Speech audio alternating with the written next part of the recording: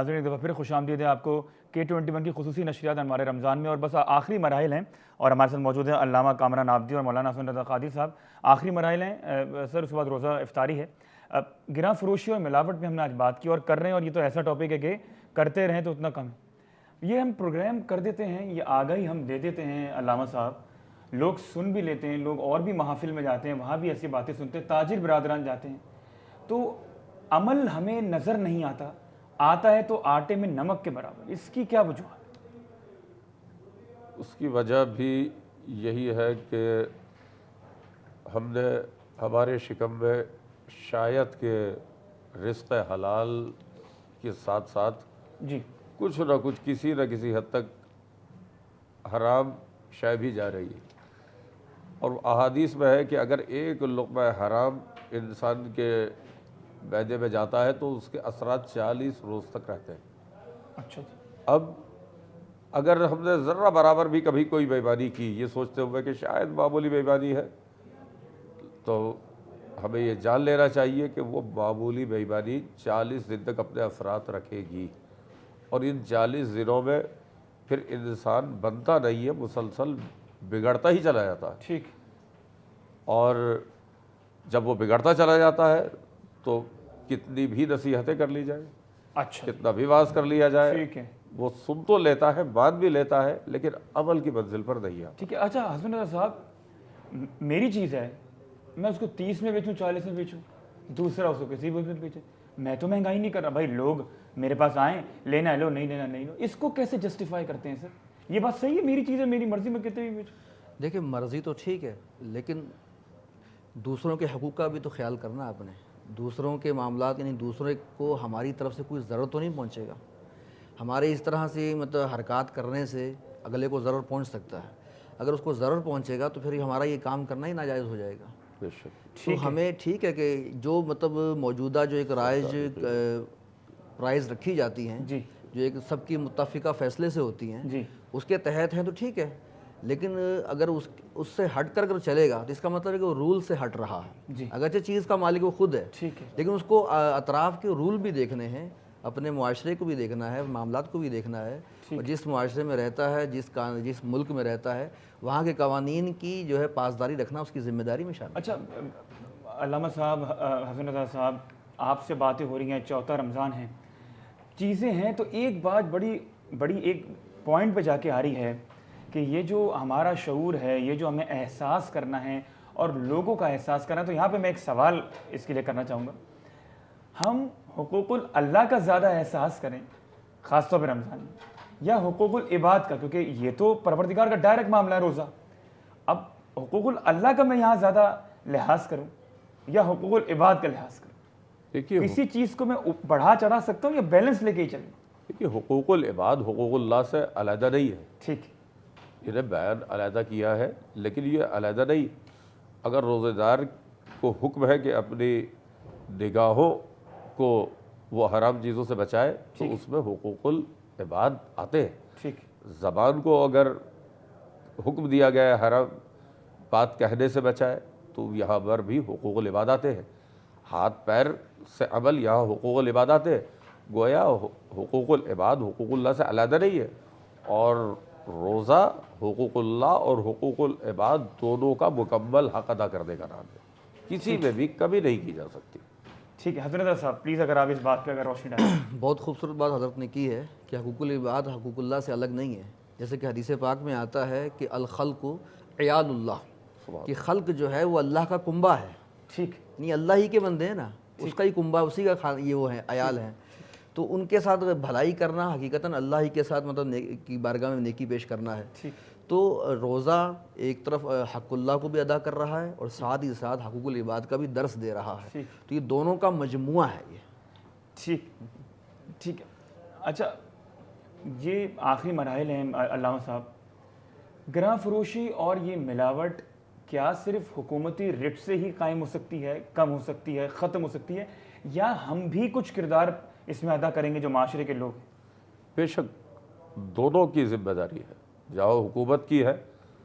حکومتی ملازمین عہدیداروں کی ذمہ داری بنتی ہے کہ وہ جائزہ لے، وہاں خود عوام کی بھی ذمہ داری بنتی ہے۔ سب سے پہلی بات تو یہ کہ انہیں اس بات کا شعور ہونا چاہیے کہ اگر گراں فروشی ہے تو کسی بھی شے کی اصل قیمت کیا ہے، اور اگر کہیں حکومت جو پرائس لسٹ شائع کرتی ہے اگر وہ اہم مقام پر چسپاں نہیں ہے تو مطالبہ کیا جا سکتا ہے، اور خصوصیت کے ساتھ اجتماعیت کو اگر فروغ دے، اور ایک فرد اگر یہ مطالبہ کرے گا تو ہو سکتا ہے کہ اسے ناگوار صورتحال کا سامنا کرنا پڑے۔ لہٰذا اگر ایک گاہک دوسرے گاہک کی اس بالکل عین حق مطالبے میں مدد کرے تو یقیناً یہ کردار عوام کی طرف سے بھی سامنے آ سکتا ہے، اور اگر دیکھتے ہیں کہ لفٹ نہیں ہے یا اس کے مطابق قیمت نہیں ہے تو فوری طور پر متعلقہ اداروں تک اگر ہم یہ شکایت پہنچائیں اور پہنچاتے رہیں اجتماعی صورت میں تو یقیناً پھر کسی نہ کسی حد تک روک تھام ہو سکے گی۔ حضرت صاحب اگر آپ اسی بات کو آگے بڑھائیں۔ جی بالکل، ذمہ داری تو دونوں طرف سے ہے، جی، اور اگر غور کیا جائے تو ہمارے سامنے یہ بڑی پیاری مثال رسول پاک صلی اللہ علیہ وسلم کی ہے کہ اگر آپ بحیثیت اقتدار کو دیکھتے ہیں، بحیثیت ایک مالکان کے دیکھتے ہیں یا حکومت کی ریٹ کو دیکھتے ہیں تو نبی علیہ السلام کا باقاعدہ اپنا عمل نظر آتا ہے کہ آپ بازار میں تشریف لے جاتے اور آپ نے دیکھا کہ ایک گندم ہے، گندم کا ڈھیر لگا ہوا ہے، جی ہاں، ڈھیر لگا ہوا اور اس کے نیچے گیلی گندم ہے، جی۔ تو آپ نے اس کو مخاطب کیا کہ تم نے گیلی گندم کو اوپر کیوں نہیں رکھا تاکہ خریدنے والے کے سامنے آ جائے، اب اس کی مرضی خریدے یا نہ خریدے، اس کے سامنے تو آ گئی نا۔ ٹھیک، تو یہ مطلب حکومت کی اپنی یہاں پر وہ بھی ریٹ قائم ہونی چاہیے کہ وہ خود مطلب اس میں انوالو ہوں اپنے اداروں کے ذریعے، اپنے مطلب نمائندوں کے ذریعے سے، اور انفرادی طور پہ تو ہر بندے کے لیے یہ ذمہ داری ہے، اور اسی کے بارے میں حضور نے ارشاد فرما دیا، اور کئی بڑے سخت کلام آئے ہیں کہ جو شخص مطلب اس طرح کام کرتا ہے تو 40 روز تک جو ہے وہ اگر اس نے ایسا کام کیا، یعنی ذخیرہ اندوزی کر لی کہ مال مہنگا ہو جائے گا تو پھر بازار میں لاؤں گا، پھر بیچوں گا تاکہ مہنگے دام حاصل ہوں گے، تو فرمایا کہ ایسا شخص اگر اس نے 40 روز اس کے گزر گئے اس انداز میں، اس نیت کے ساتھ، تو رب تعالیٰ اس سے بیزار، وہ رب سے بیزار۔ مطلب یہ کہ اس کا رب سے بیزار ہونے کا مطلب کیا ہے کہ رب تعالیٰ نے جو خلق کی ذمہ داری کا معاملہ اس کو سونپا تھا اس نے اس کو توڑا، جی بالکل، اس میں وہ خائن شمار ہو گیا، اور رب کا بیزار ہونے کا مطلب یہ ہے کہ جو رب نے اس سے اپنی حفاظت کا اور برکت کا جو ذمہ لیا تھا اس سے وہ بری ہو جائے گا، وہ اٹھا لے گا۔ ٹھیک ہے، علامہ کامران عابدی صاحب، مولانا حسن رضا قادری صاحب، آپ کا بہت شکریہ۔ تو ہم نے اس پوری محفل سے جو آج کی لگی ہے گراں فروشی اور ملاوٹ، اس میں سے اگر میں یہ کہنا چاہوں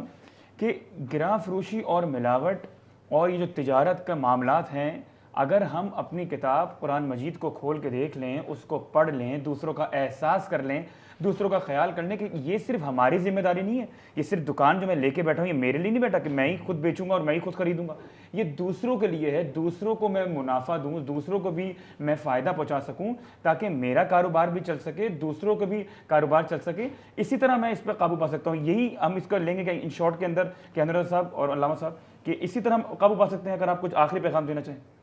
جی بے شک، ہر دکاندار اس بات کو سوچ لے کہ ایک طرف وہ اپنے کنبے کے لیے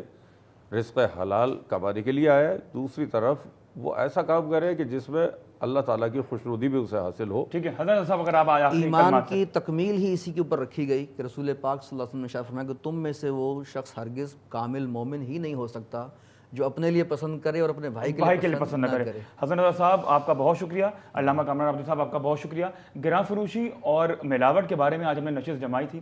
ہم یہی بس دعا کر سکتے ہیں کہ آپ اپنا بھی احساس کریں اور دوسروں کا ضرور احساس کریں، خاص طور پہ جو تجارت کرتے ہیں، جو انعام طور کا کام کرتے ہیں۔ ہماری طرف سے اور آپ سب کو اپنا خیال رکھنے کی تجویز کے ساتھ اجازت ہے، لیکن آخر میں یہ چاہوں گا کہ کراچی میں ایک تو بارش کے لیے اگر دعا ہو جائے، اور یہ جو ہمارے کالر آئے تھے اللہ رکھا صاحب، وہ جو اسٹل مل بند پڑی ہے اور لوگ بڑے پریشان ہیں اور روزگار کا معاملہ ہے، اگر اس کے لیے دعا کروا دیں حسن رضا صاحب تو بہت ہی اچھا ہو۔ بسم اللہ الرحمن الرحیم، الحمد للہ رب العالمین والصلاة والسلام علی سید الانبیاء والمرسلین، ربنا تقبل منا انك انت السميع العليم وتب علينا انك انت التواب الرحيم، يا ارحم الراحمين يا ارحم الراحمين يا ارحم الراحمين، ربنا ظلمنا أنفسنا وإن لم تغفر لنا وترحمنا لنكونن من الخاسرين لا إله إلا أنت سبحانك إني كنت من الظالمين فاستجبنا له ونجيناه من الغم وكذلك ننجي المؤمنين۔ الہ العالمین یا رب العالمین یا رحمان یا رحیم یا کریم، تیرے فضل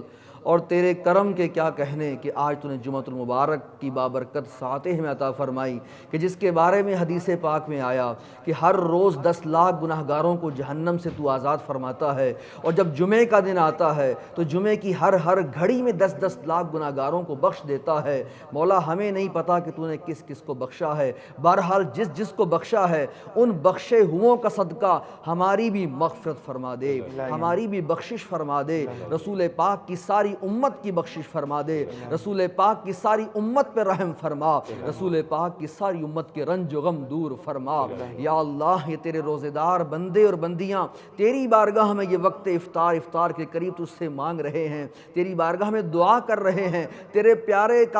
پیارے محبوب کا یہ پیارا فرمان ہے کہ وقت افطار روزے دار کی دعا قبول کی جاتی ہے۔ الہ العالمین، اسی امید پر ہم تیری بارگاہ میں دعا گو ہیں، تیری بارگاہ میں دعا کر رہے ہیں کہ اپنے فضل اور اپنے کرم سے ہم پر رحمتوں کی بارش کے ساتھ ساتھ مغفرت کی بارشیں بھی فرما دے، اور بے حساب ہماری مغفرت فرما دے۔ الہ العالمین، ہم پر باران رحمت بھی جاری فرما دے، رحمتوں کی بارشیں عطا فرما دے۔ وطن عزیز ملک پاکستان کو استحکام عطا فرما، تمام اندرونی بیرونی خلفشار سے ہمیں نجات عطا فرما۔ الہ العالمین، دہشت گردی کا خاتمہ فرما، کرپٹ نظام کا خاتمہ فرما، کرپٹ معاملات سے نجات عطا فرما، اور یہ گراں فروشی اور یہ الہ العالمین یہ ملاوٹ اور یہ ناجائز ذخیرہ اندوزی سے ہمارے تاجروں کو محفوظ فرما، اس طرح کی حرکتوں سے محفوظ فرما، اور ان کے شر سے ہمیں بھی محفوظ فرما۔ الہ العالمین یا رب العالمین، شہر کراچی کو امن کا گہوارہ بنا، یہاں کی ہر مشکل کو آسان فرما، اور دنیا بھر میں جو لوگ ہمیں سن رہے ہیں ان کی بھی مشکلیں آسان فرما، ان کی بھی مصیبتیں ٹال دے۔ الہ العالمین یا رب العالمین، جن کے کاروبار خراب ہو رہے ہیں، ٹھپ ہو گئے ہیں، پھر سے چلا دے، جن کے روزگار پھنسے ہوئے ہیں، جن کی تنخواہیں، جن کی نوکریاں، جاب میں معاملات ہو چکے ہیں پریشانی کے